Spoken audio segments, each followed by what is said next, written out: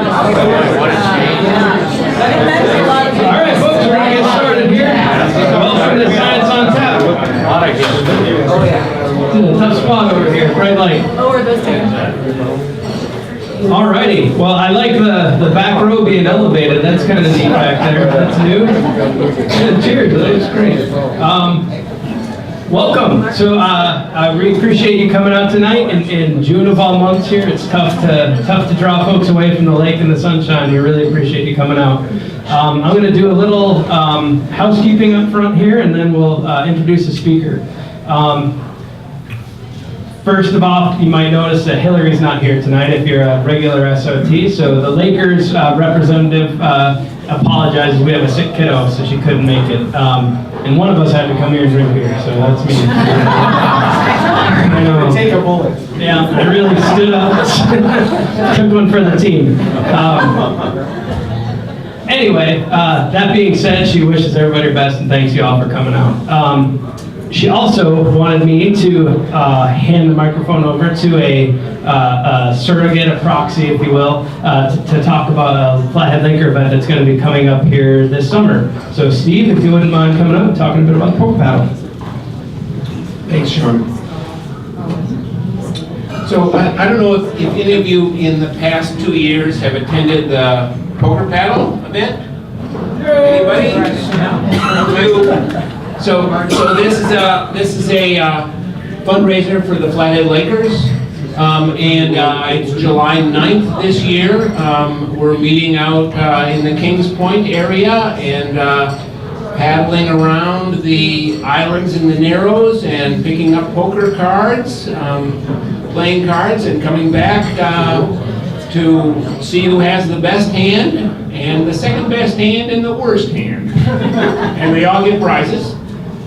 And then we enjoy food and live music, and Flathead Lake Brewing Company is providing beverages. So our registration for it closes the end of June. We had a discount available through the end of May, and so the price has jumped a little bit, but so it's $75 right now to attend for the day. But for an extra $25, you can get a 1-year membership with the Flathead Lakers. So for $100, you get a $50 membership, and you get to attend the poker paddle and enjoy all the festivities. So please keep that in mind. You can get on our website and link to registration forms and all that kind of stuff. And thanks for coming tonight. Yes. Why don't you say something about our new mussels video? We really have gotten in the video production business in the last year, and we have produced 3 different videos in the last year. And our latest one is a video called Via Montana Superhero. And it involves the invasive mussels. And this invasive mussel situation very possibly is the biggest threat we've ever had to Flathead Lake. As you know, hopefully, the mussels have invaded some lakes on the east side of the Continental Divide and are 2 or 3 hours away from us now. And we really need to step up and protect Flathead Lake from this catastrophic problem of invasive mussels. It would change not just the fishing and environment here, but all the recreation here drastically. Yes? Oh, I'm sorry, I'm waving at my husband. Okay.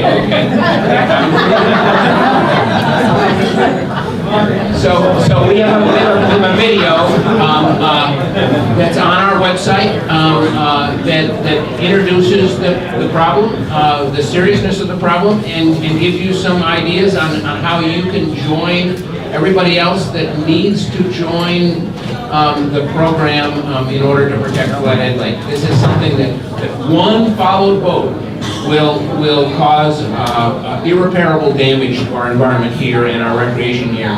And so we all need to participate in fighting this mussel problem. All right, thank you, Steve.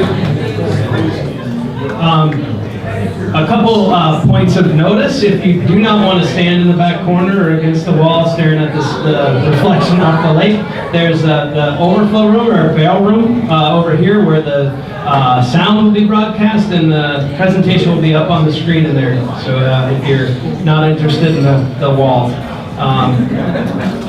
it's up to you though. Secondly, we are going to take July off. So there's no Science on Tap in July because the first Tuesday of the month happens to be July 4th. And it's pretty tough to compete with America on the day. So we're going to skip that day. However, you may recall if that last summer we didn't have any events here. We had them down on the south end of the lake. We're going to do that again next in August. So the first Tuesday of August, we will have an event down at the Glacier Brewing Company in Polson. And what we're going to do is, I'll tell a little secret and say that we don't have any speakers lined up yet. However, we have lots of interest in it. So the theme of the night is going to be highlighting what the Salish and Kootenai tribes do for the lake and for their reservation in terms of science. So a lot of folks might not realize is that there's a lot of really good science being done by tribal members and by tribal authority down on the southern end of the lake. And this is hopefully going to be a small little tidbit into what's going on. So we have not hosted an event there before. We're going to kind of shoot from the hip and really try to get folks aware of how much amazing work is being done by the governing body on the south end of the lake. So please come out for that if you can. I really appreciate it. For those of you who are new to Science on Tap, I see some unfamiliar faces, not a lot. I just want to give you a couple caveats. If you don't know, you should order beer. Every beer that's sold, the Flathead Lakers and the Flathead Lake Biological Station get $1 of the proceeds for. So we're actually, I'd say we're drinking for cause here tonight, responsibly of course. But feel free to flag down a waitress during the talk. It's real laid back. It's a laid back and comfortable atmosphere. So if you need a beer, don't sit there in need. Speak up and grab one. Our speaker tonight is going to talk about loons in Montana. So I think without much further ado, we went through all of our housekeeping and I'll introduce our speaker here. So Laura Holmquist is with the Forest Service, not Fish and Wildlife, which I mistakenly said earlier. The reason I said that is it might actually be on our website as the Fish and Wildlife Service. Nobody checked before I get home to fix that. And more importantly, she's a part of the Montana Loon Society, correct? Ish. Anyway, she's an expert on loons, is the most important thing. So tonight she's going to talk about loons in Montana. And please welcome Laura Holmquist.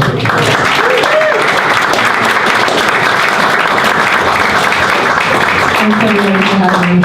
So I will be honest, I don't think I've ever used a mic in my life. So you'll have to let me know if it's working out for you. Sounds great. Is that okay? All right. So I am Laura Holmquist. Nice to meet you all. I do work for the Forest Service. I work for the Flathead National Forest. We are not Glacier National Park. That's our motto. But just as was exhibited previously, the difference between the Forest Service and the Park Service, the Fish and Wildlife Parks and U.S. Fish and Wildlife Service, people really don't care, right? So what we do across boundaries really does matter. And in this species, you'll see, I think, as we talk through the night, that we work across boundaries, we work interagency for the conservation of this species. So it's actually sort of appropriate that nobody knows who I work for. That's okay. So we are going to talk tonight about the common loon. How many of you either work with common loons or live on a lake with common loons? Who breed? We are in the hot spot. We are lucky enough to live in the hot spot of a lot of the species, and this is one of my favorites. So when I was called to speak tonight on loons here in particular, I used to live in Big Fork. I now live in Whitefish, and I fell in love with this lake, and it was a fundraiser for the Flathead Biological Station and the Flathead Lakers Society. So it sounds like a lot of you are familiar. I wonder if I have a pointer. I don't know. It doesn't matter. A lot of you are familiar with this species. They're a migratory species. We only get to see them during the breeding season. They have these gorgeous white squares on black background on their sides, a black head and beak. That iridescent collar really shows up in the sunlight, and then a white chest, and we'll talk about why each of these things, why they have all of these features. And then they have that amazing necklace, we call it a necklace. And this red eye, which is interesting because they only get the red eye at breeding age. So the theory on the red eye is that it filters out, water filters out red first, so they're able to see in darker light, but they only get it when they're breeding. So we aren't totally sure we're right on that. Because if that was the case, why wouldn't they all have it? Or this may or may not work. So that beautiful picture of a loon, we rarely get to see them. This is usually how we see them, right? For those of you who have seen them, that's what you see, sitting out there. They're like a floating torpedo. They sit really low in the water. That's one of the best ways to identify them from a long way away. They ride very low, and this is that same here, a little closer up. So I brought this is our mascot for Loon Education. This Loon taxidermy was actually, this Loon died in California, and we work not only in the state of Montana across boundaries, but where these loons winter, or where we think they winter. We have a relationship with the biologists there, and we were interested in acquiring a taxidermy mount, and they gave us this one. So we take him everywhere. Since this picture was taken, we've actually put bands on him, so that we can talk about our training program, and that's my little reminder to do that. But they have this really long body, about the size of a goose, and that's their torpedo. They're incredible divers. They're adapted very well to dive deep underwater and very fast. They have huge webbed feet, and their legs are so far back on their bodies.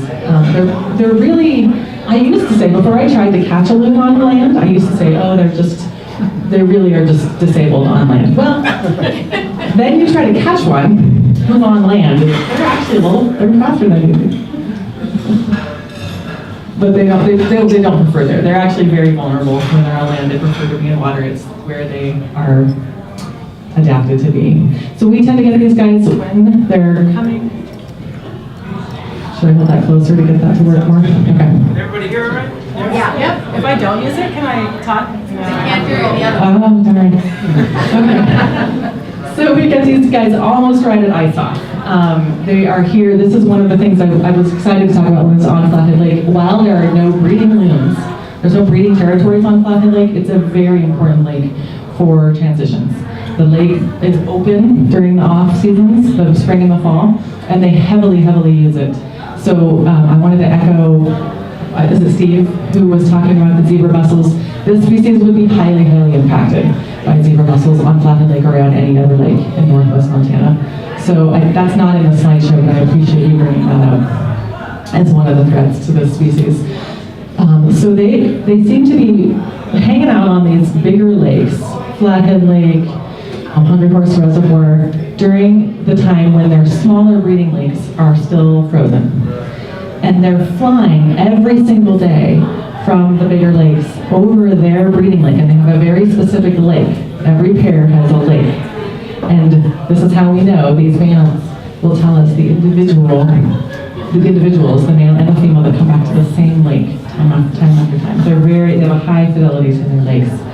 So they're using these big lakes, they're flying over their breeding lakes, and almost to the day they land on and establish their territory, or reestablish their territory after ice off.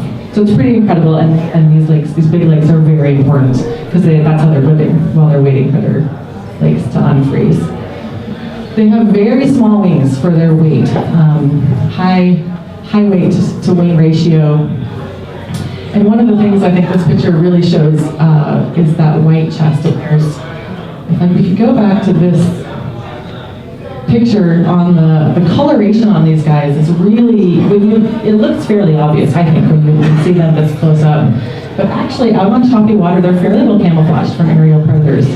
Bald eagles here, and various other species on their wintering grounds have a hard time finding them, especially in choppy water as well. The reverse is true about that white chest. So that white chest is their adaptation to be camouflaged from below. So on their wintering grounds, one of their main predators are orcas. And looking up from the ocean floor, it's actually fairly well camouflaged with the sun coming up from above. So they're very well adapted to do what they do. The only thing about that low wing loading is that they have a very hard time taking off. They can't just take off like most of our water birds. They're actually kind of funny to watch, but they need a fairly long wind rate. They can use up to 1/4 of a mile to take off. And that is actually their limiting factor for the size of lake that they breed on. So they rarely breed, they don't breed on lakes that are smaller than an area that they can get off and back on safely. So that's why you never see loons on really little lakes. They can't get over there. So let's see if we can, I just push that, will it play? No. So we have to push together to play the video. How many of you have seen a loon take off before? Besides Rachel, for the Forest Service and works on loons too. Who's in the room. Okay, so you know what this is. This is pretty interesting. You can hear the sound. I mean, they're working real hard here. So it's worth the trade-off for them, right? If you think about, and this is in slow motion now. So if you think about it, what they trade to make it be this laborious to get off the water, they trade in speed to catch prey, to evade predators. So it's an evolutionary trade-off for them. We're at the very southern end of their range, like we are for a lot of species, these hyperlunar species. So in Montana, we have the strongholding, as you can see, in the west, and we hover right about 60 pairs per year, and that seems to be fairly stable. We started seeing a decline, and that was what brought up the inception of the Montana Loon Society. That was also part of my introduction. I actually don't work for the Montana Loon Society, but they're part of this greater team that manages the species. They're the nonprofit arm of the Common Loon Working Group that we're a part of. So this chart, I was told not to include a lot of charts, but I have to include a chart, right? Like, or what would be science about it? But you can kind of see, and this is maintained true. We actually stopped making this chart because it was so consistent. And this was produced by Fish and Wildlife and Parks by Chris Hammond, who works with Tim right here in the audience. So when you start, you kind of go across the board and you just look at the blue, sorry about that, you're looking at about 120 adults, breeding adults, so that's about 60 pairs. That seems to be just what North Montana can support. There's only so many large enough lakes in northwest Montana. They tend in this part of the state, or on these size of lakes that we have, to only have 1 pair per lake. They will highly defend their lake against other ones. So even though you think, oh, what if there were more fish? What could we do to increase our loon population? Could we make it more, could we put 2 pair on that lake? Well, they won't allow it. That's not part of their day. Where there are big enough lakes, with a lot of shore contour, especially like Ashley Lake, has been Ashley Lake and you'll see a lot of loons out there. One year we had 4 pair of loons on Ashley Lake. It's a large enough lake and it has a lot of contour. They're okay if they don't really have to see each other. But one more thing I wanted to say about this number is this number, when it started off the chart to the left, early in about 1986, and in that zone, they started wondering what was happening with our loons. They are a sensitive species, both for the Forest Service and the state of Montana. And that was when the Montana Loon Society was formed. And it's through a lot of this effort, through the interagency working group, that we've been able to keep this stable, even through all of the threats that they have come up against, which we'll talk about in a little bit. So, how many people who haven't seen a loon have heard one? It's much more common, right? It's like any bird species, right? We tend to hear them, even if we don't see them. And this bird is just the most, one of the most iconic calls. Maybe the red tail might beat it, right? If you watch a bunch of movies and you watch a bald eagle fly, and then you hear a red tail, then that's what they play, right? in movies when there's a bald eagle flying over. They play loon calls just for atmosphere. I was watching a movie with my 13-year-old son, and there was supposed to be, it was like Not Even on Planet Earth, whatever this movie was. And guess what they played for the eerie sound coming out of the, it's a loon. They also just on other planets. I don't know if you knew that, but. So we'll see how this works. These are really loud. I don't think I'll need the mic for them.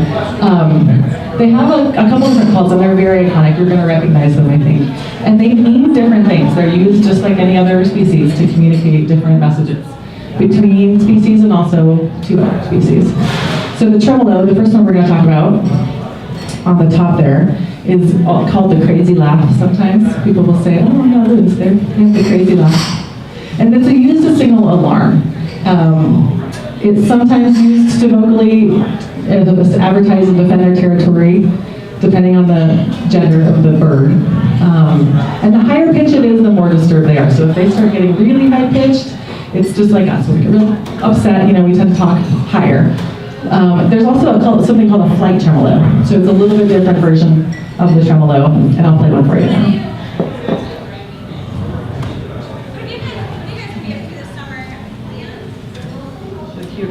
Okay. So these are what we used to call what we're trying to ban.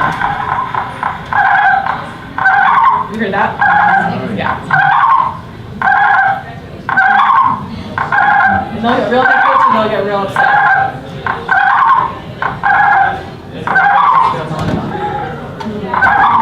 That's the tremolo. The other call, one of the other calls you'll hear is the wail. This is what I heard as the most common on lakes. They use it more as a communication tool between the pair, especially the male and the female, especially during nesting season when one of them is incubating, and the males and the females will both incubate. They rotate, and you cannot distinguish loons based on their morphology by sight, so you never quite know who's sitting on that nest. But if one's fishing way on the other side of the lake and one's on the nest, sometimes one of them will just call, they'll just give a wail, and the other one will respond. And it's just like a check-in. Like, hey, where are you? Okay, checking in. They'll also use it really commonly when a bald eagle is flying over. So it's letting them know that the bald eagle is flying over. Not sure what that was. Sorry, it doesn't sound good. Stand by. That's not at all what it sounds like. I don't know if that battery's going this way.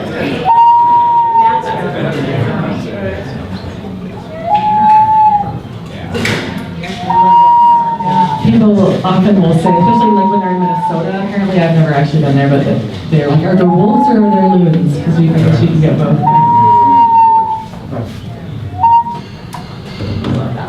That's my favorite. And then the other call that we want to talk about is the yodel. And it's only given by the male. It's this long rising call. Have you heard it? It's very territorial, and they change their whole throat shape when they're giving it. So it's one of the ways if you see a bird yodel and you know which one it is, that's one of the ways you can tell if it's got to male or female. They give you really repetitive, and they actually have found that they can identify individuals based on the number of yodels that it gives, or the number of stops and starts at the end. I don't know what I'm doing. I've told you how to use these. Okay, so let's try it.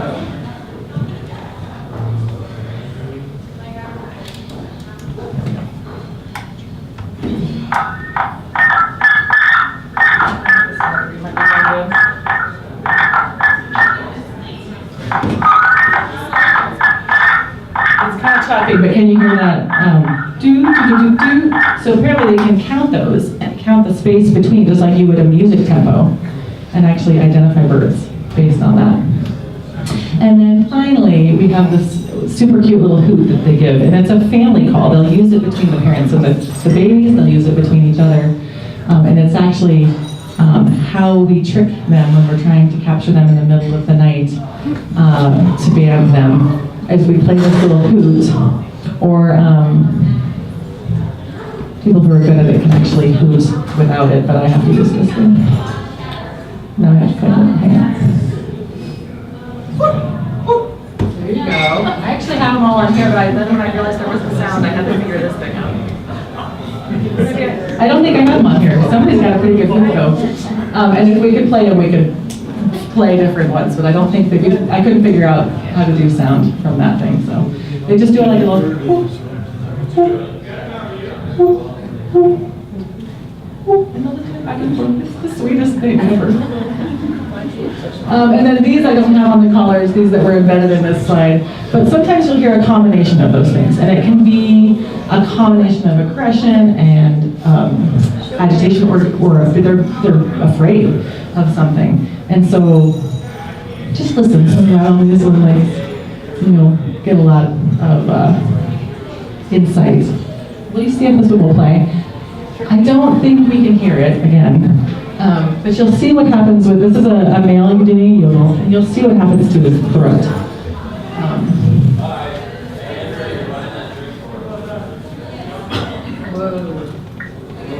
Maybe we do have sound. 60 seems extreme. You might want to hold. Yeah.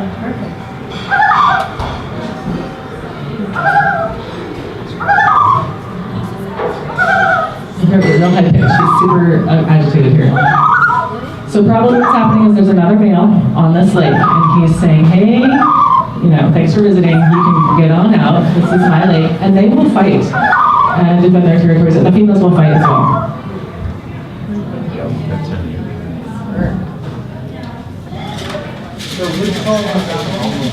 That was the yodel, yeah. And then I couldn't get the flight tremolo to work on there, but they actually will do a flight tremolo as well. It's a little bit different sounding. So what do they eat? They eat fish. They're incredibly adapted to eat fish. At the end, I'm hoping you'll have some time to come up and check our loon taxidermy out, but they actually have barbs on their tongue on the upper side of their roof that will hold that fish in. So the slimy fish, they always eat it one way, and the scales are going opposite to the barbs, and it just slides right in there. So it's pretty well adapted. The majority of their diet are fish. They will eat some other things that will diversify. Has anyone ever been to Teepee Lake up in North Fork? Besides Great Pond. They'll eat leeches, right? So that's what lives in that lake. They will diversify and they'll get it done. But generally they eat fish on their winter grounds. They almost exclusively eat fish. Sometimes you'll see them eat crab, apparently, according to the biologists out there. But like we said, they're designed to go fast, and they can catch a lot of fish doing it. They're very, very effective. So other species, we were talking earlier before the talk about some of the species that share loon breeding lakes that you might mistake in them.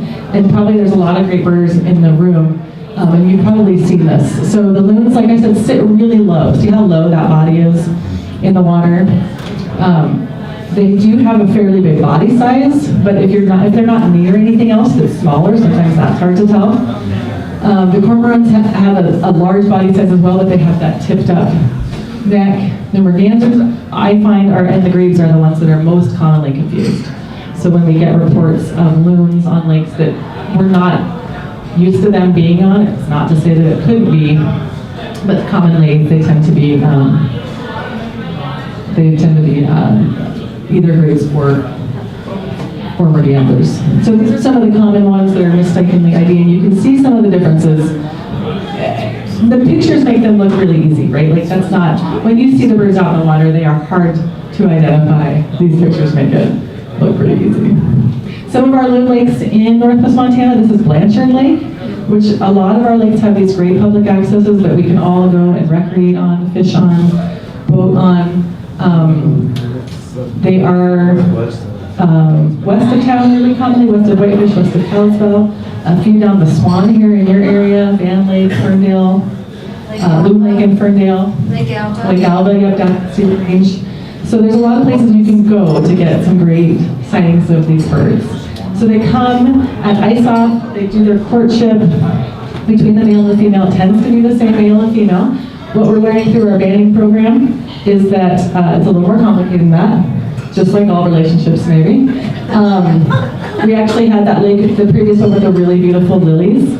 That lake and a neighboring lake did a wife swap one year. And then they showed up, they were on their same lakes that we banded them on the last year, and we're like, great, here we go. Everybody's ready to go. Let's make some babies. And then it swapped. So I think it's kind of cool, we have a lot of these assumptions that are based on the science of the dairy lake Kelly is not cool. Sorry, this is Lynn Kelly. She's the founder of the Montana Loon Society. I love that you just walked in. Thanks for being here. So yeah, they come in, once their courtship is over, they build nests. They love these little islands. They're protected from terrestrial predators more on islands. They selectively choose islands to nest on. And they build them up, but they also look for places that are already built up, these hummocks. And they incubate, they lay 2 eggs, and they incubate them around 28 days. And they are, it's hard to see, I don't have any great photos, but they're incubating actually with their feet. And their bodies as well, but their feet are on there, and then they'll turn them, and can you see the egg? Yep. So they're these kind of green, they can be brown, they can be gray, really beautiful eggs that are about 4 inches. They're very big. They are the size, bigger than a goose egg, but they're not white like a goose egg. And this is sometimes how camouflage they can be. This is Bootjack Lake up in our area, west on the Tully Lake Ranger District. And they sit really, they can be fairly well camouflaged, but that Blanchard Lake nest is just right out in the middle of the open. So they tend to select, instead of hiding, they tend to select to be away from predators, even if it puts them out in front of everybody. This is a good example, and I think it's the best picture I have. When they get agitated, they lay their head down a little low. So you know how when they were in that other picture, sitting up real high? So this loon in the next picture has their head down low, and that's the first sign that they're getting agitated, and they might slip off that nest, and that you've been too close, and they might flush off that nest. And then they hatch out the 2 cutest little black puffballs you've ever seen. And if they lose, they almost lay 2 eggs, and if they only hatch out 1 chick, it's most commonly because they lost it after the egg stage. So these things just seem to be apparently delicious to everyone. I don't think they must be lovely. So the bald eagles will kill them, pike will kill them. They have so many things that think they're delicious. And often one of the adults, if not both, will be looking underwater, and they might be looking for a pike or something to kill them from below. And then when a bald eagle comes around, you'll see them tip up and really keep an eye on that bald eagle. But other predators, another source of loss between those 2 eggs and what usually, commonly will be 1, sometimes 2. But if 1 has been lost, also if they've gotten flushed off after she lowered her head, if whatever boat or canoe came closer and she left the nest, or he, like I said, a raven could come in there and steal the eggs, or else if they're off the nest for a long enough period of time, the eggs can cool and die that way. So we have these different stages of chicks. This is our stage 1, which is hatching until 7 to 10 days. And again, they're just really cute. They one of their common traits, and people sort of say, I saw one already on the back. Well, that's pretty commonly a loon. That's one of the things they love to do. It protects them both from predators from below, predators from above, as well as just the elements. They can't dive yet. They're very buoyant. So when they try to dive, they just pop back up.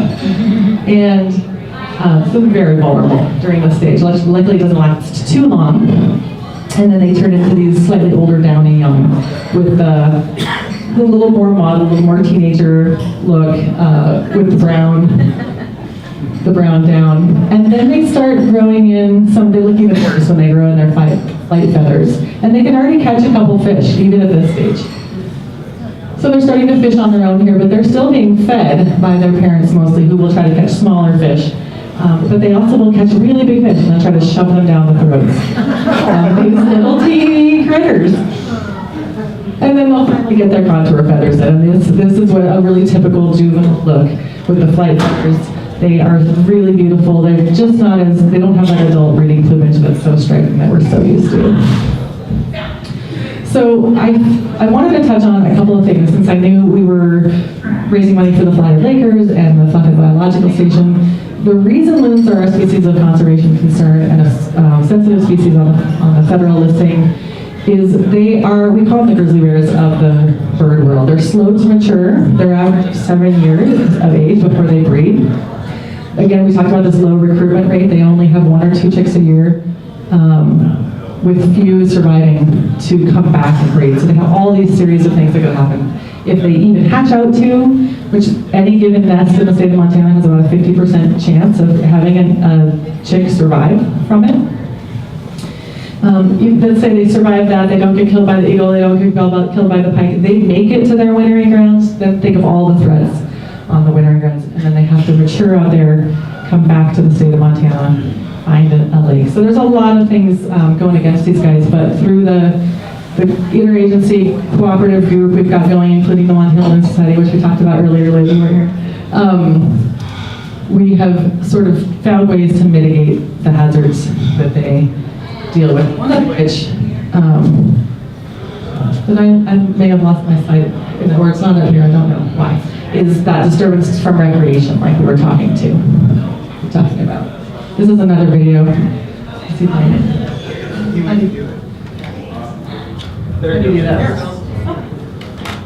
Okay, so this is on Sylvia Lake, and this is one of the things I was gonna talk about where they're defending their. Okay, so this is. I'm actually gonna let you listen to this stuff. Oh, they're fighting. Statement of the obvious, right? Yes. Are there 3 loons in that picture? So there are 3 loons on this picture. The 2 on the left that are fighting are males, defending this territory. The female seems to just kind of be hanging out nearby. Yeah, she's a winner. Will she go with whoever the winner is? So whoever leaves the lake loses. It's all not necessarily based on one Oh, battle. what got them by the neck? Or are they still built? So they will defend their lake to death. You will actually find speared loons. And they have these builds, they'll do some damage, right? They will spear each other. They will also actually spear other waterfowl to get them out of their nesting area, but most commonly they spear each other. So they're really sort of limiting their own density. in a What way. surprised me is the female stays so close to this. I mean, this will go on forever. So one of our technicians was out last week and she saw an intruding loon interaction much like this without the snow. For 45 minutes. This went on, 45 minutes. I've never witnessed that before.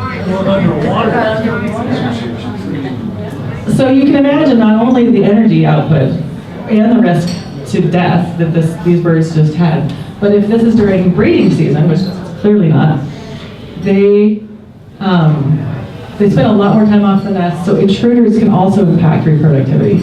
So that nesting lake that had that 45-minute interaction, she only saw 2 birds, which means somebody might have been on the nest. But if they were off for 45 minutes, we could have lost that nest due to that intruder. So there's a lot of, not just human-caused breeding problems that these guys encounter. I think I cut this slide off a little bit, I apologize on the top. I wanted to talk about we know very little about where these birds go in the winter. The Salish and Kootenai tribes, the biologists there, captured some lakes on Flathead Lake, some loons on Flathead Lake, and actually implanted satellite transmitters. This is the only data we have for loons like this. And look how many places they went along that western coast. And I actually find that really encouraging because if I'm sorry? Oh, sure. So, these are just some of the places they go in the winter. Santa Cruz, California, Ponderay, Idaho, the Long Beach Peninsula, Washington. I don't actually know these places. So I'm actually encouraged because if you think about something occurring on the coast, an oil spill or something that was a contaminant of one place, I think this is a really encouraging sign that we wouldn't have all of our breeding loons from Montana in one spot if something were to happen in one of those localized areas. And other than that, we really only have our best way we know anything about these birds is through our banding program. That's run out of the state of Montana, Fish, Wildlife, and Parks. Actually, the guy whose voice was in that video is Chris Hammond. He runs the banding program. And this is how we identify loons. This is really as high-tech as it gets. There's these 4 little plastic pieces, one of them's metal. And we spent a lot of time looking for the combination of colors on the right legs, to help us find out who is there, what their history might have been. We know if we catch them in a certain year, they're at least 5 to 7 years of age, right? If they're adults and breeding. And then we can actually age them that way if they've been around. One of our females, this right here, Lower Stillwater Lake, this female was a minimum of 22 years old when she stopped returning to the state of Montana. And she stopped returning. These pictures of her in her winter plumage on the left there were taken by a biologist in California, in Morro Bay, and only because they returned that band combination, because hey, we have this loon hanging out in Morro Bay who has a silver over an orange stripe, and oh, that's ours. So this is pretty low-tech science, right? But it works because of the way we work together. It got to the point with this particular biologist of this particular bird. His name is Darwin. It's not a joke. Darwin would email. What's that? The bird is named Darwin. The biologist, the human, is named Darwin. He would email and say, "Hey, your bird left," and 5 days later she would show up. So it's the only story we have like that. But it's kind of a cool inspirational story about the birds that we've done, and we can know some about where they go in the winter, we know some about where they disperse when they come back, how far from their natal lake do they disperse to start their own territory. And we've kind of talked about this, but we've really worked hard to keep them off the federally threatened and endangered species list. It's very expensive to do it that way, and we've been very successful putting in the effort between all of the people who work on the Common Loon Working Group and also you all, by knowing, being aware, coming to place talks like this, and actually implementing things for loons. So one of the things I want you to look out for, now that you know where to go look for them, are these floating signs. The shore signs on the left, the floating signs in the water there. And what we'll do, if we have a breeding lake that's got high recreation use, motorized or unmotorized, they both have the same impact to bumping a loon off of a nest. So that's the little loon, see the loon on the nest. This is good of a emoticon as I can find. We'll actually put those buoys, like a semicircle to let you know that there's a loon nest in there. They're very sensitive, but they're only on that nest for a month. So if we could just give them a little space, just for that period of time, and let them hatch out, and then pull those signs off as soon as we can. So we ask for your help in keeping those areas quiet for them. The other thing that you can do is use lead-free fishing tackle. So when loons ingest all these fish, they actually, just like a lot of bird species, will ingest gravel in small pellets to help them process that. Well, you'd be amazed, but those little loon sinkers, or lead sinkers, look like gravel. So they ingest them, and one piece of lead can kill a loon. Pick up your fishing line, please, and please help pick up other people's fishing line. This is actually the one that we chased on land. It was a fishing line entanglement issue. And then that one on the right is actually a loon that they caught during an oil spill. So these are just some of the things that we could use a lot of help with. That's a really big thing to swallow. Okay, there are 8 lead sinkers in this picture. Can you see them? So you can see why they don't, you get them? They can't distinguish. They think they're rocks and they eat them. And one of the things, and this came up actually before the talk, one of the things that we have done, and you'll see these out there, I want to put this in there so that you're aware, if you see them on lakes where we have human-caused water fluctuations that tend to flood out the loon nests early in the season. We have often, and we still are doing this on some lakes, put out these platforms. These are nesting platforms. And this is just putting out a one on Upper Stillwater Lake. So they just provide, those are anchored, but they have a lot of gap. So when the water level rises during high runoff, or if it's a regulated lake in some way through a dam, they actually have a little buffer and they can survive being flooded. And that's all I've got for you. I've tried to leave enough time for questions because I heard there's lots of them. This is a Chris Hammond humor. Let me check my time since he's not here. Oh yeah, we're okay, right? Are we okay? So they're breeding in these small lakes that are at least a quarter mile in length for the mating and takeoff. Is this mostly in Cape around here? Good idea. Can I give you this? Yeah. Come on down. So they're breeding in the smaller lakes for a pretty short time, and then how long are they there with their young, and how high elevation lakes will they use? Such a good question. I shouldn't have taken those slides out. I went so overtime when I was looking at this, I took that section out. We'll do it anyway. So the upper elevation for Loon Lakes is about 5,000 feet.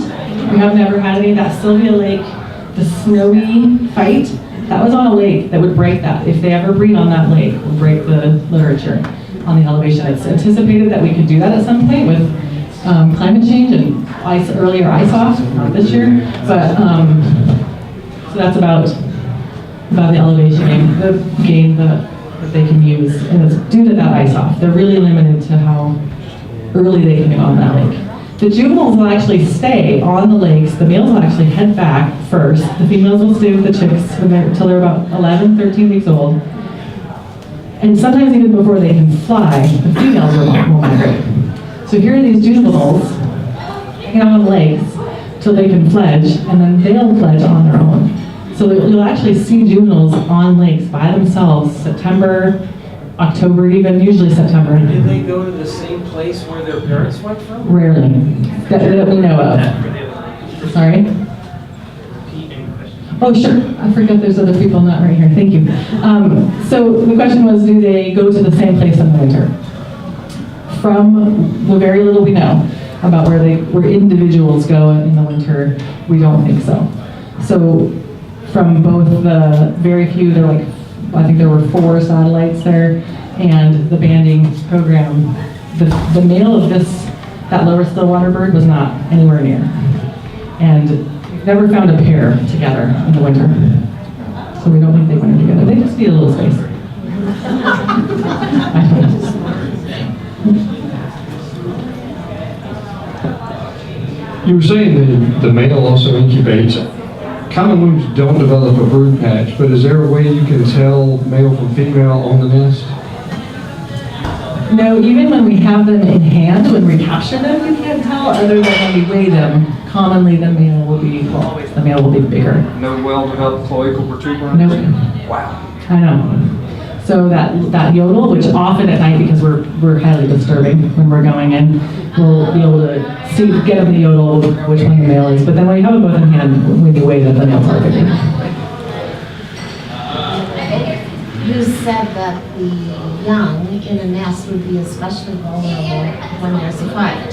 Could be if there was a nest. Is that because the female will always leave the nest if there's a fight between the males? So that exciting fight where all 3 of them are in the water, that's most common. The stories you hear and what I've witnessed, and is that true for what you've seen, Rachel? They're most commonly all in the water. It's very agitating, and they're all out there, whether it's the females, it's more commonly the males that fight.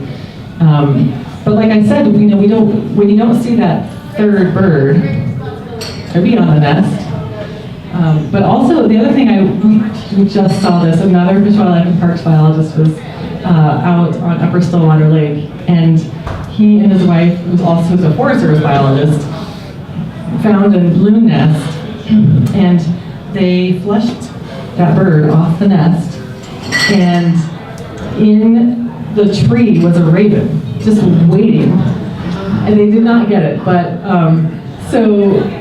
and then Lynn said there was a bald eagle sitting in the tree on the other side. So it's kind of a miracle they ever survived, to be honest, with all they've got to do. But think about, especially ravens, think about that corvid family. They are so stinking smart. And they will key in on boats. And they know where the nests are. And they know if a boat gets too close, then they flush off. It's an opportunity. So it's not beyond that capacity to see, oh, there's a fight. Probably that egg is unattended at this time. But we don't know. How do the young decide where to winter over? If the mother leaves, is it instinctual? And then how do they decide what their territory is going to be? So we have no idea. It's got to be instinctual because the parents are gone. So there's really no other option but to be. It's clearly not learned. They are not there. So it has to be instinctual. We do know when they come back. You were asking, your second question was where do they go? They have a very low distance that they seem to disperse from. So the juveniles tend to be really in the same area. The literature used to say it was 14 miles, that they wouldn't disperse past that. Well, Chris Hammond, who was the voice in that video,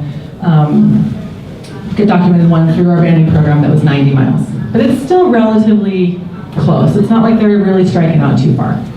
But yes, it has to be instinctual. There are no parents left when they migrate, which I just think is amazing.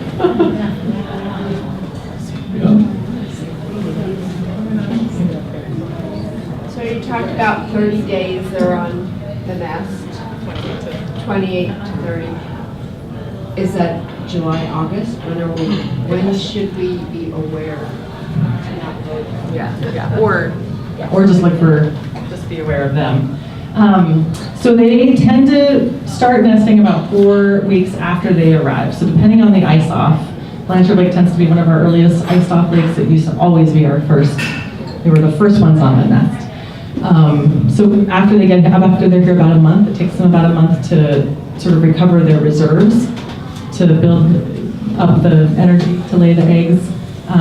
If they fail, if they are either predated or something happens to the eggs, they can actually re-nest. The literature says they'll do it up to 2 times. We really usually see it. They get like one more shot, a second nest, and if it happens early enough. If it happens too late, they won't re-nest. And they'll usually only lay 1 egg that second time, because they just don't have the reserves. So when is that? So anytime between early April, but usually mid-April and May is when we see that. But you'll see, we've had loons sitting on nests in July, so it's going to be their second nest. They're still sitting in July. Because it takes 13 weeks for those fledglings to fledge. So they can't fly until they're 13 weeks. And any further past that, and they're not going to get off those lakes before winter. And they're going to be stuck here. So they just give up at a certain point to make sure that their chicks will survive to fledging. Back to the question about where the young come back to. So is that, I'm just wondering, when they come back to wherever their parents came from in a 90-mile radius or whatever, are there a lot of free lakes to be had, or is that completely based off of, okay, an adult died here, that lake is free, I'm going to go battle a male here, that lake is now free, or is there a lot of space to be had? Yeah, that's a really good point. So you kind of nailed it. So there's a couple things going on. There can be adults that die. There are. It's a rough world out there. They can come in and go to their same lake. They can go to a nearby lake. But what we've seen is we're kind of at this perfect 60 pair, 62 pair in the north end state, in this part of the state. And it's really because of that. There's only a certain number of lakes we have. They only go back to a certain distance. But the other thing that I think is interesting is they're actually keying in on other loons to find territories. So there's a couple lakes that are fully available on my district. They could just come on over. If I could sign them in some way for them, I would. In fact, a grad student who worked for Chris a couple years ago tried to test this by putting dummies out, like floating loon dummies, to see if during that time when they're flying around, they're hanging out here and they're kind of flying around and trying to find the territory, if they pee on those dummies, and we play calls every certain amount of time. Because they really seem to, it's better for them to look and see as a cue, is there another loon surviving there, than to risk an open territory, because they must know that that territory maybe doesn't have enough fish to raise young on. There's something not right. So they tend to just fight each other for these same lakes that we have. It's very fascinating. Yeah.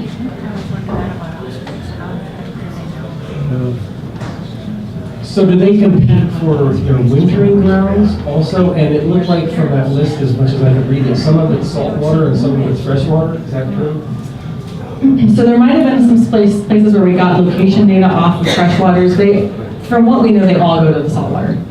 They actually are really well adapted for salt, with a huge nostril to let out salt on their wintering grounds that you can see when we're done. But I forget your first question. That was the second part of it. What was the first part of the question? Do they compete as if they do in their breeding grounds? No, so they don't seem to. According to, I have never gotten to go hang out on loon wintering grounds, but Darwin, so according to him and the other biologists who work out there, you'll have a bunch of them just hanging out in the ocean all in the same bay, no problem. So it's really competition over breeding lake resources. That said, the other thing that I wanted to mention on Loons was the other time you'll see a bunch of loons together is right before they migrate. They kind of raft up on some of these lakes. We have a few lakes around the state they seem to like the most. And it'll be the same individuals who have just fought during the breeding season, and they're hanging out on the same lake to get ready to go migrate. So it's very, very specific to that resource of that lake, the breeding ground.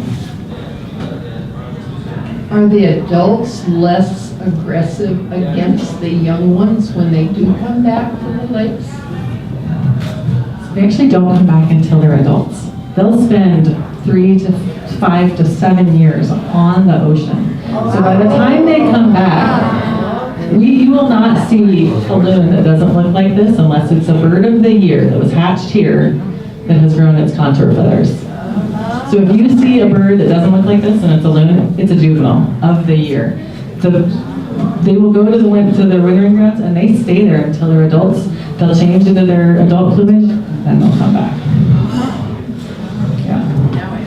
So no, they won't ever be aggressive against the juveniles. 7 years, I don't forget where to go back to. So the adults live a long time. It doesn't seem like there's a whole lot of turnover, but there's got to be a lot of young coming back and not finding a place to breed. Do you have any clue what those 7-year-old teenagers, frustrated birds do? So you'll see, we have a lot of lakes that don't seem to be supportive of breeding lakes that we call feeder lakes. And they'll have single loons. We have single loons all over the place. Bitter Lake is one of those that we see a lot of single loons on. Even a couple, it's a big lake, they'll go north and south end of the lake. So they're coming back, but I think what we're finding is they're coming back not at the rate you would think. They're coming back and they're replacing the ones that are dying. And then they're sort of hanging out in these feeding lakes nearby. Maybe not brave enough to fight somebody for another nearby lake, but maybe next year they'll give it a shot, and they'll see. Yeah. Do you have thoughts on that, Lynn? Let me bring you the mic. So, just to give you an idea of what this data would be true for other places, we haven't proven it to be true for Montana yet, but if we were to, if 40 youngsters, chicks of the year, were to go out from here to the coast, okay, in 3+ years, only 8 are going to return. So as in most organisms, the high mortality is going to be found in the youngsters. I don't know if you remember a Gary Larson cartoon, which cracks me up. It's a praying mantis mother who's talking to about 300 of her babies, and she's saying, but of course, most of you won't make it to adults. And those eight subadults are gonna come back, and they're the ones that are gonna be hanging out, like Laura's talking about. Some of them hang out on Flathead Lake. I sometimes refer to Flathead Lake as a singles bar. That are just kind of, you know, who knows what. They're just out there fishing and having a good time. But because of the extreme fluctuation of the lake, we don't have nesting. We've had attempts years and years and years ago. Rick Shaning, game warden for FWP, you know, again, years ago, feels that he saw chicks one year. Rick is somebody who I would trust as far as, you know, knowing what he saw. And they'll also stage on Flathead Lake, especially down in East Bay and along Blue Bay, the shoreline of Blue Bay. So, and you'll see, that's where you'll see loons on Flathead Lake in the springtime when they're migrating through, and in the fall when they're heading out. They'll congregate along Blue Bay and then down in the south area, and probably up here on the north end for, you know, fairly shallow water. So probably you have a new nickname for Flathead Lake now, right? The Singles Bar? You had mentioned that Northwest Montana is about the southernmost summer range. What data, scientific data, do you have for the rest of the summer range of Canada and Alaska that was on your chart? Lynn, you got anything for us from Canada? So I don't know if you noticed, but the world ends at the border. I don't know. We actually have a little bit of a relationship with some of the scientists in Canada who have studied them. They have so many, they don't really care. Right? The reason we study these birds is because they're sensitive species and we want to know how to keep them around. That said, they do have a lot of data. I just don't work with them that closely. Did you work with them at all when you? Well, we tried to. It was just. Oh, sorry. The question is, I think, do we work that much with Canada with regard to? And just what kind of data do we have on Canada? Well, first of all, we'll go a little bit north of Canada. We'll go to Alaska, which is the only state that has all 5 species, which is really cool. Species of what? Species of loons. So, you know, the largest of the species is the yellow-billed, and it's what we call circumpolar. So it's going to be found around the North Pole. Then there is the common loon, which in this state is uncommon. And actually it's as common as it could be, let's just say that. And it's like the second biggest, and it is the species of the loons that are found, you know, down in the lower 48, so to speak, down here. Then we have the Arctic loon that is a gorgeous dark gray, looks like, I mean, all of these birds look like they're wearing a tuxedo, but it's also circumpolar. And for a long time, you know, they sort of had there was one species for the Arctic loon, and then we realized, wait a minute, there's a bunch of Arctic loons that are hanging out on the Pacific. And then they got to looking at that a little more closely, and you can see that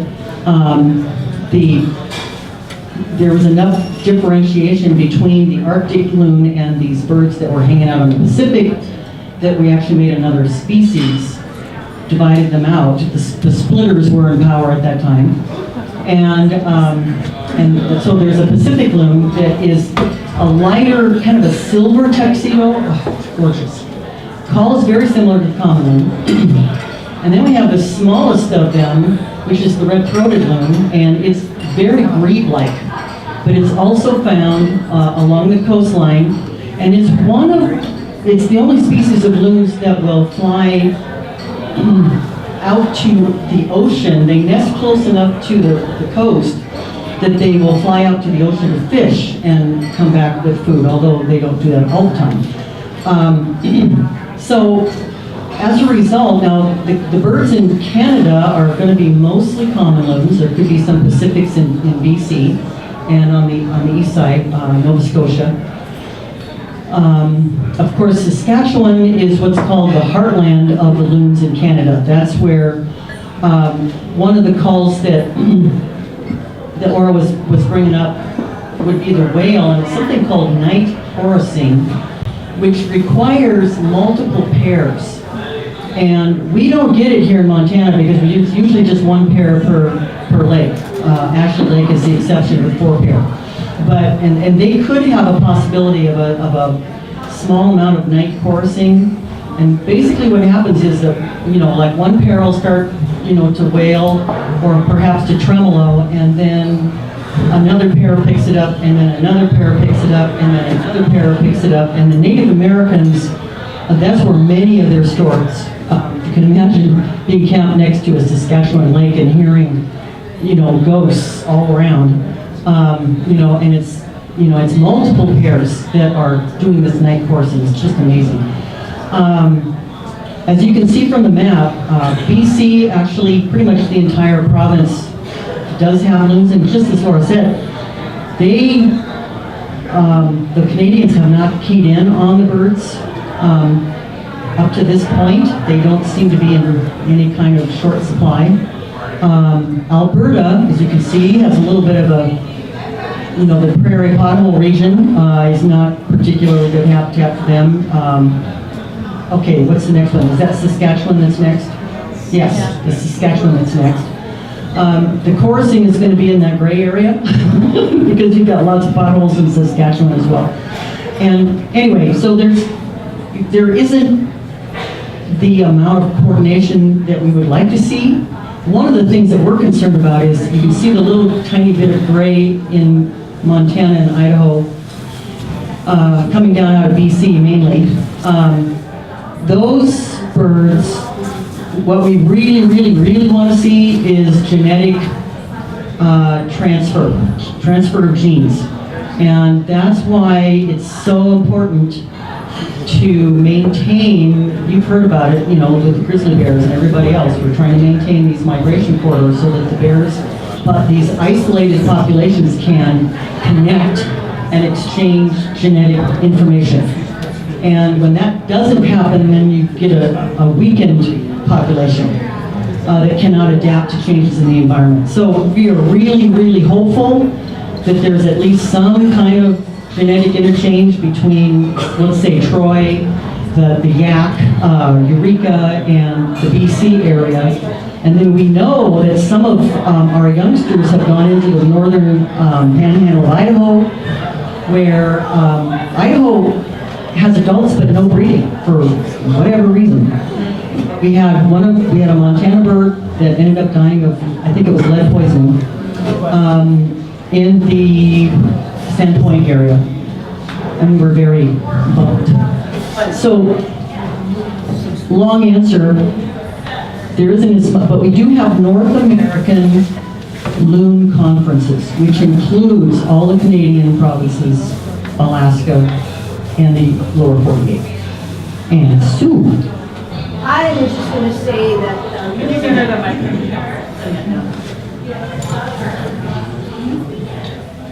The loon has been an integral and really important part of the Northwest Coast Indigenous First Nations people in there. It's a mythical bird for those people, and I grew up in Oregon, near the coast, and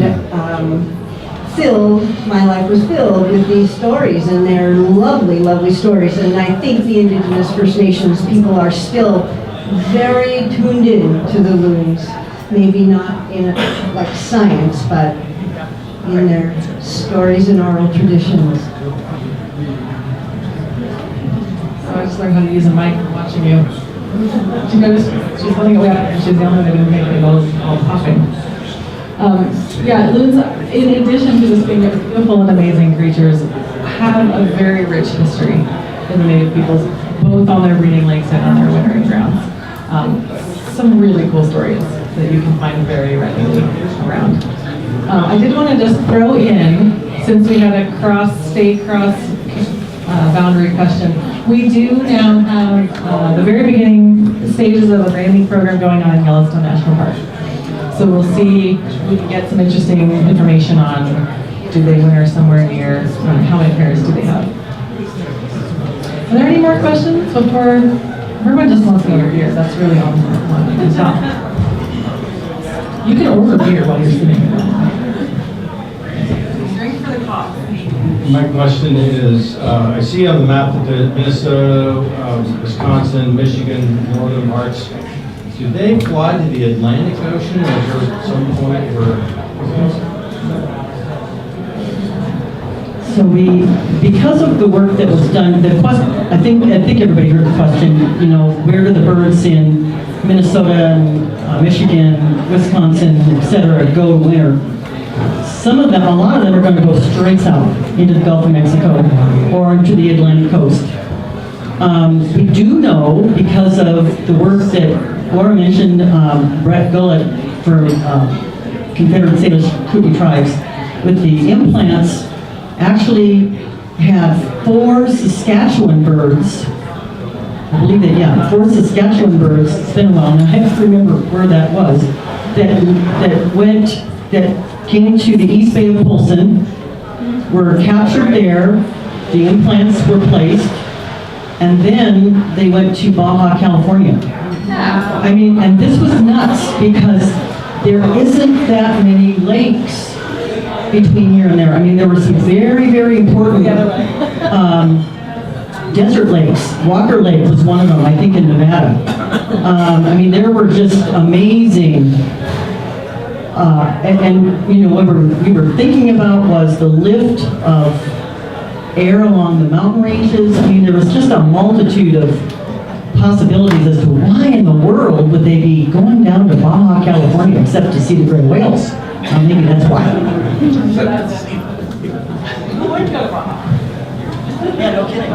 So was I seeing northern Alabama and central Tennessee as a wintering ground also? And what kind of salt water do they have there? So I'm not even gonna find it. You saw that. So there's actually that range map. I asked the second question. That range map comes as a little old, and what I think that shows up as is the skipping lakes, the hopper lakes. That at the time they're like, oh, there's loons here. This must be where they're going to winter. Well, it turns out they stayed there maybe a while, refueled, did some great fishing. They probably went on to the sea. But we didn't know that. We really probably still don't know that. But there's a lot of these lakes like on that satellite map where they'll stay a few weeks, refuel, and then they'll go on to the coast. From what we know now, we think they all go to saltwater. But again, it's based on very few birds. I mean, what did Brett do, 7? 4, okay, so I was right. 4 birds. We're going to based on birds. 7? And then some died. Yeah. So, I mean, we're really basing a lot of this data on very small sample size. Laura, how many are in Yellowstone? I don't remember. So they're working on the Yellowstone number right now. I can't remember what their estimate is now. The organization that's helping Yellowstone National Park band their birds is the Biological Diversity Research Institute. And they're thinking they'll have some good, after this last season, this next season, this will be their second season, they'll get a good estimate on the Loons in Yellowstone. Thanks you guys so much for being here.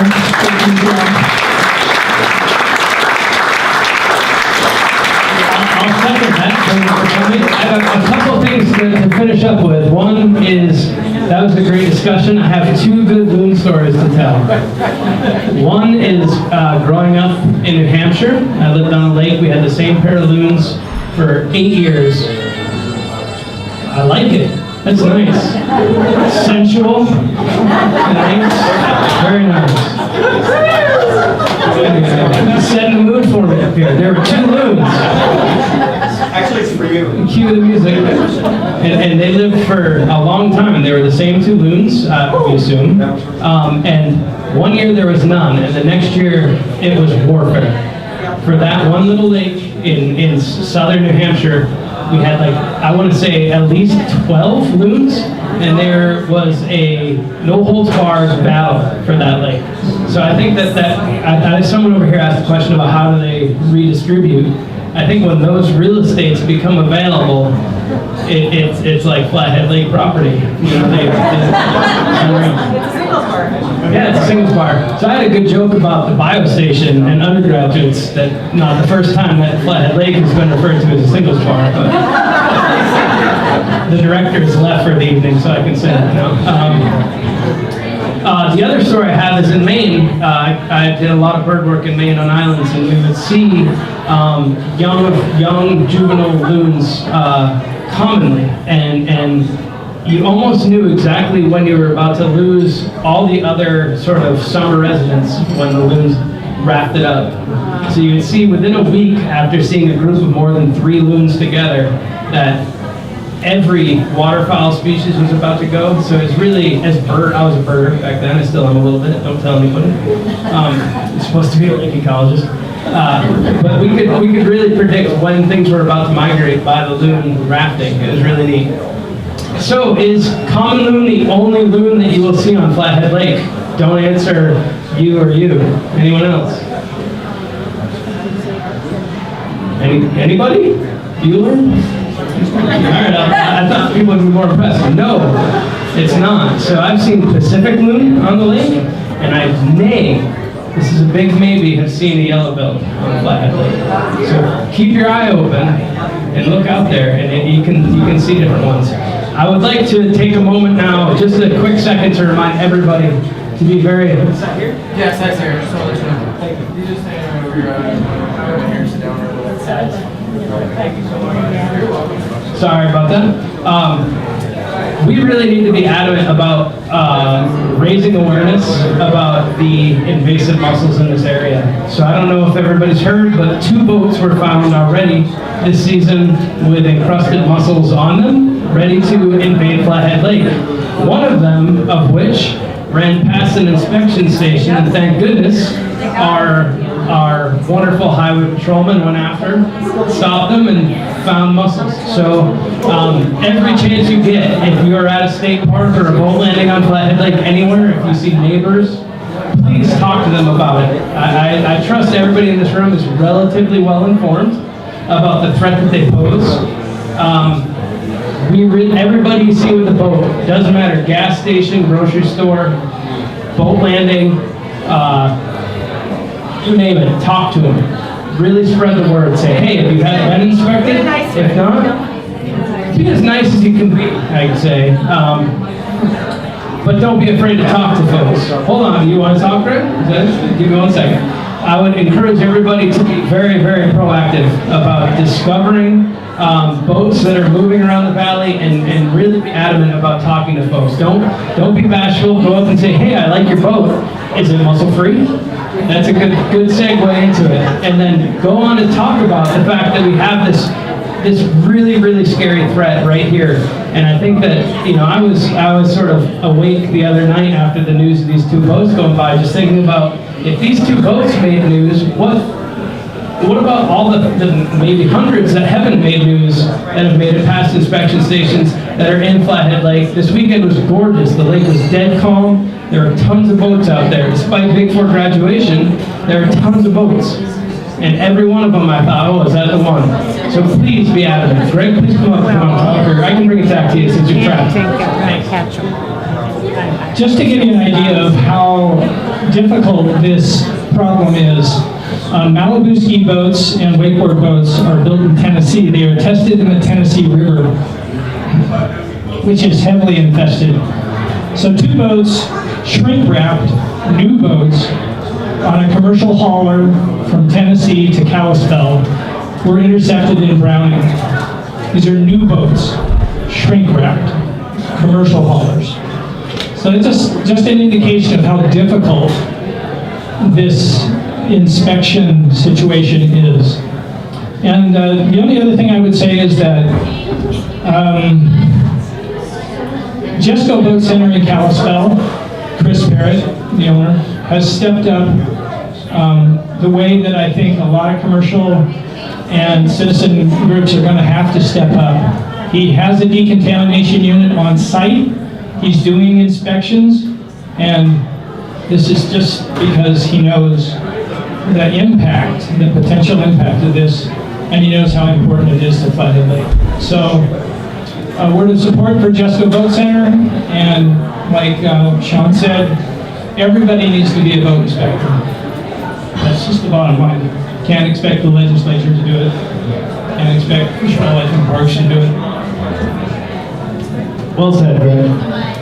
I think ultimately the impetus is on each and every one of us, and it is a tough thing.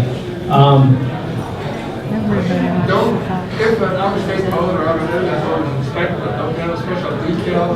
They should. So if you see a boat without that, Feel free to engage. I mean, that's kind of my point, is that if you see a boat without an inspection sticker and you see a truck with a Arizona license plate, or even a Montana license plate at this point, you want to talk to them. So it's really about a friendly conversation to say, are you aware how threatened our waters are and our way of life is really. So I mean, it sounds dramatic and it sounds like I'm being a little overzealous, but the bottom line is this is the least we can do. Question back here? So the fellow that went past the inspection and got caught, what happened to that? Great question. He asked if, as a fellow that went past the inspection, I think, so from what I've heard, and this is through a couple different friendly folks, that if a person drives by an inspection station and the highway patrolman go after them, pull them over, and they are shocked that they did it, very likely nothing will happen. There's not an automatic criminal fine or anything, but there is there is a bit of a leniency or a dependence on their attitude towards being pulled over for that reason. So I actually cannot say. I don't know what happened. Steve, do you know? All right.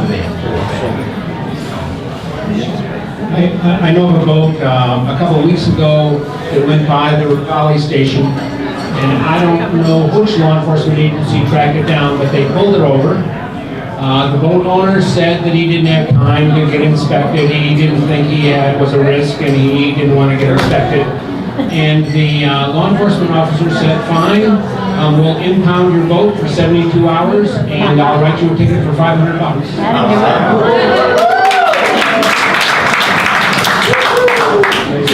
So believe it or not, he decided to go back and get inspected. Did he avoid that by doing so?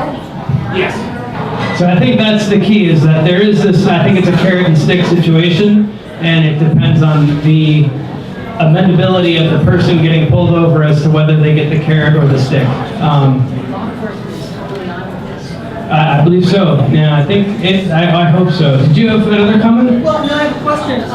What do the decals look like, and where are they supposed to be on the boat? Well, it should be on the bow transom. So on the front side, right next to the registration numbers. I ashamedly don't know what they look like yet.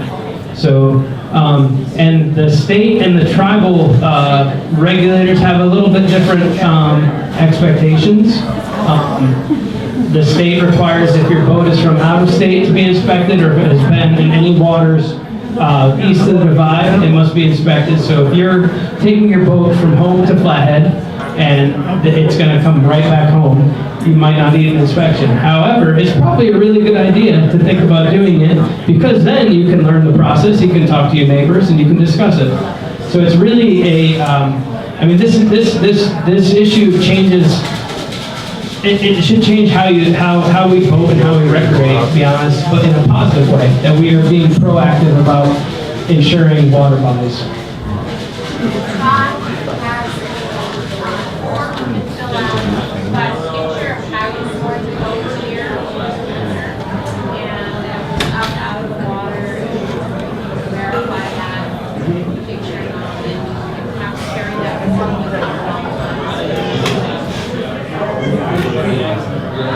Just to add to that, I'm conscious of five, and I have a boat in Lake Arrowhead. It's on a boat lift there, and once in a while I take it down the Flathead.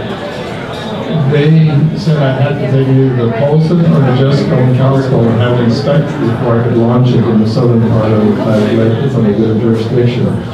And I said, well, it's never been out of those waters or that age. And they said, tough, get it inspected.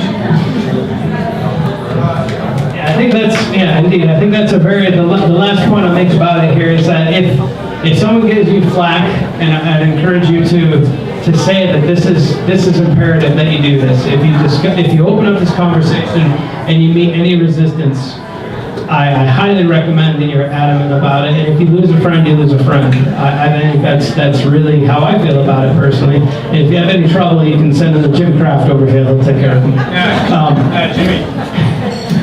I think bottom line is that it's up to all of us who are aware of the issue and are willing to be proactive about it. So with that, we'll wrap up this session of Science Tap. How about another hand for Laura? What a great talk.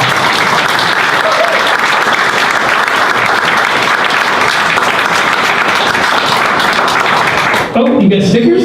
I forgot to tell you about presents. These are actually temporary tattoos. Not stickers, which are way cooler than stickers. Goodness gracious. And the only other thing I would ask, I really encourage people to come up and check this guy out. If you would please pet him like you would a critter and go with the grain of the feathers because they can't preen, he's dead. So they can't preen them back up, so if you mess them all up, they can't. Thank you all for coming. Have a great night. Thanks.